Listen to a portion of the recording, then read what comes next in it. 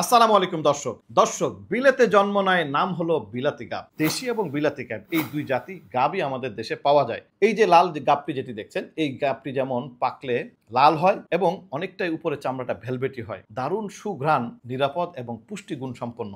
এই বিলাতি গাব আগে প্রত্যেকটি বাড়িতেই থাকতো, গ্রামের বাড়িতে বিশেষ করে। এখন কিন্তু হারানোর পথে।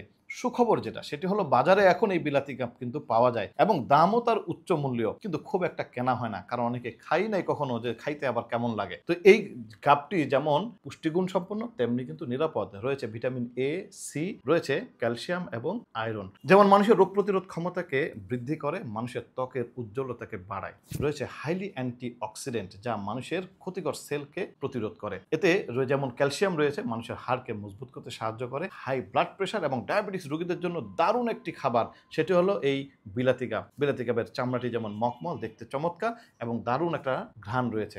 এটির চামড়াটি ফেলে দিয়ে ভিতরে কাটলে 4-5টি বিচি হয়, বিচিটি ফেলে দিয়ে এই কাটা যে অংশটি রয়েছে এটি মূলত খাওয়া হয়।